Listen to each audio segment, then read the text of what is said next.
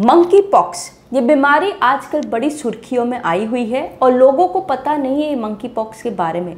तो चलिए जानते हैं हम आज उसके बारे में कि क्या है ये मंकी पॉक्स की बीमारी, किन लोगों को हो सकती है, कैसे ये फैलती है, इसके क्या लक्षण हैं और इसको कैसे ठीक किया जाता है।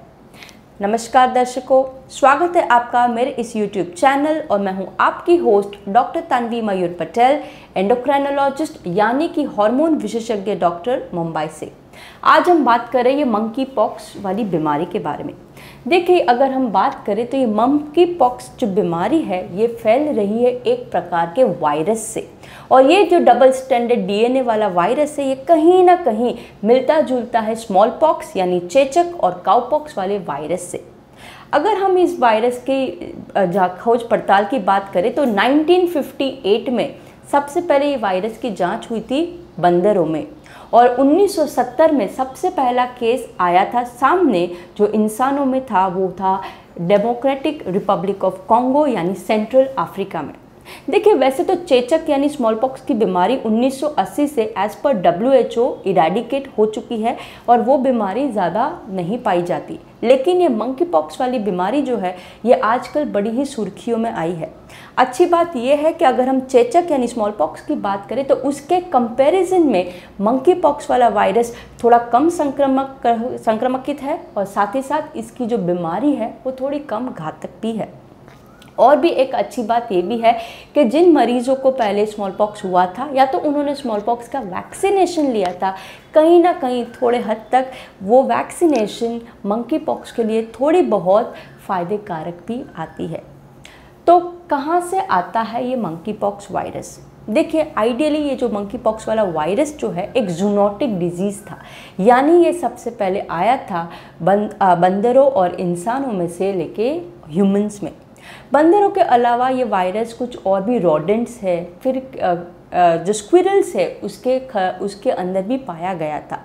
ह्यूमन में ये, जैसे मैंने बताया, सबसे पहले केस आया था 1970 में, और ज़्यादा करके ये मंकी पॉक्स वाली बीमारी जो है ये अफ्रीका के रीजन में सीमित है, लेकिन एज पर WHO कुछ ऐसे केसेस आए हैं बाहर जो ये एंडेमिक एरिया में ना होके अफ्रीका के बाहर आए हैं, और इसीलिए ये ज़्यादा चिंता भरा है विषय, और इसीलिए आजकल सभी जगह मीडिया में और न्यूज़ में ये मंकी पॉक्स की बीमारी बहुत ज़्यादा प्रचलित है। तो ये जो मंकी पॉक्स वाला वायरस, जैसे कि मैंने बताया, कैसे आपके शरीर में आ सकता है? ये आ सकता है क्लोज कांटेक्ट, यानी या तो आपका शरीर में बहुत ही नज़दीक कांटेक्ट है ऐसे एनिमल्स से, या तो फिर दूसरे ह्यूमन में जिसके पास में ये मंकी पॉक्स वाला इन्फेक्शन रहा है। क्लोज कांटेक्ट, उसमें सेक्सुअल कांटेक्ट भी आ जाता है। अगर वही मरीज़ के बर्तन है, कपड़े हैं, बेडिंग है, यूटेंसिल्स है, इसके वजह से भी ये इन्फेक्शन आ सकता है। उसी प्रकार उनके शरीर के जो बॉडी फ्लूइड है, उनके जो रैश का जो फ्लूइड होता है, या तो फिर उनके जो श्वास लेने के जो रेस्पिरेटरी फ्लूइड है, उसमें से भी ये वायरस फैल सकता है।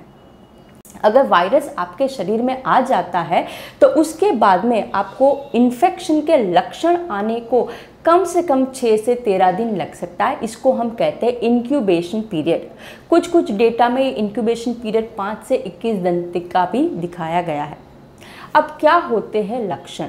तो देखिए, लक्षण है जो है वो थोड़े माइल्ड और सौम्य हो सकते हैं, और किसी मरीज़ को ये लक्षण थोड़े सिवियर भी हो सकते हैं।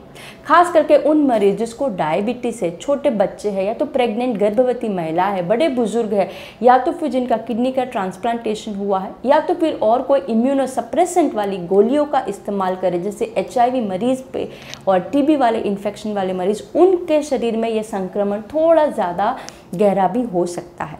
तो क्या होते हैं ये लक्षण?